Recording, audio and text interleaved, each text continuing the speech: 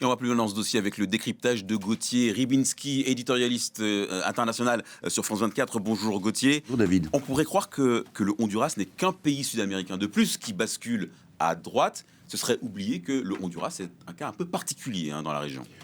Oui, c'est un cas particulier dans la mesure où d'autres aussi, mais à ce point peut-être pas, où la gauche avait fait illusion en ce sens qu'elle promettait beaucoup, et notamment pour tirer le pays de la pauvreté. Ça n'a pas été le cas, c'est-à-dire que vous avez souvent des politiques qui se présentent comme social-démocrates et qui ensuite sont obligés ou choisissent de rebasculer sur, disons, des dogmes plus libéraux. Et d'une certaine manière, ce que préfèrent les électeurs, c'est le vrai libéral à sa version light, comme disait un homme politique français. Et donc, à partir de là, il y a un basculement qui s'est fait évidemment dans d'autres pays, que ce soit le Salvador, que ce soit aussi l'Argentine, que ce soit tout récemment le Chili, mais avec cette dimension particulière du Honduras qui, en plus, a été, en tant que pays d'Amérique centrale, a été pendant longtemps le jouet de guérilla, de ce qu'on se souvienne du Nicaragua, dont certains avaient leur base arrière au Honduras, et qui a déstabilisé beaucoup le pays. Là, d'un mot, si vous voulez, ce qui est très surprenant, c'est que vous avez des politiques comme le veut Asfoura, qui sont des politiques justement ultra-libérales et qui aujourd'hui reçoivent l'assentiment de couches de la population qui très franchement ont tout à perdre d'une politique ultra-libérale en termes de protection sociale, en termes d'évolution dans les salaires, etc. Et malgré tout, il y a cet appui, il y a cet assentiment. Encore une fois, regardons ce qu'a fait Trump, qui avait dit « si c'est pas lui, il y aura des représailles ». Donc évidemment qu'il y a eu aussi cette peur qui a joué, c'est-à-dire l'envie aussi des Honduriens d'être un peu en dehors de l'histoire pour pouvoir souffler, mais ça se fait avec un personnage extrêmement sulfureux et qui a des déclarations, on a parlé des soupçons de corruption, mais déclarations sociétales qui sont extrêmement clivantes, mais ça n'a pas suffi à le contrer. Alors, vous avez évoqué Donald Trump.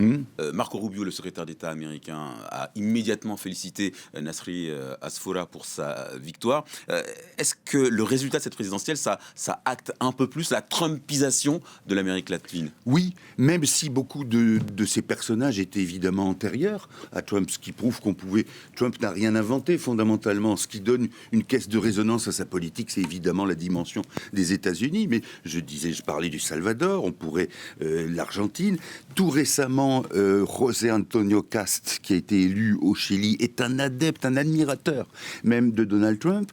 Et finalement, on est dans un vent contraire à ce qui avait été le cas régulièrement et surtout récemment à propos de la gauche. C'est-à-dire que là, vous avez un basculement à droite et qui se fait sur des positions dont on ne voit pas forcément quel sera l'avenir. Par exemple, Trump, évidemment qu'il y a un souci idéologique, on peut en reparler.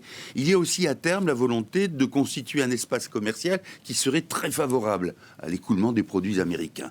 Mais avant tout, l'idée de lutter contre les narcotrafiquants est ce que certains appellent le narco-socialisme. C'est là qu'il y a cette amalgame entre ce qu'a été la gauche latino-américaine et ce que veulent les nouveaux dirigeants. D'un mot pour conclure, ce qui est là aussi assourdissant, comme c'est un silence cette fois, c'est celui de la gauche internationale. La gauche internationale qui, quand l'impérialisme américain était d'actualité dans les années 70, 80, était vent debout contre les menées américaines, comme contre Pinochet qui avait été installé par les Américains. Là, vous n'avez rien. C'est un silence total sur ce que sont en train de mener les États-Unis, c'est-à-dire la mise sous tutelle de quantité de pays américains. Il reste quoi ? Il reste le Brésil et le Mexique, qui sont encore qui sont à gauche, et encore la politique de Lula n'est plus ce qu'elle a été lors de ce premier mandat. Merci beaucoup Gauthier Rybinski pour cette analyse.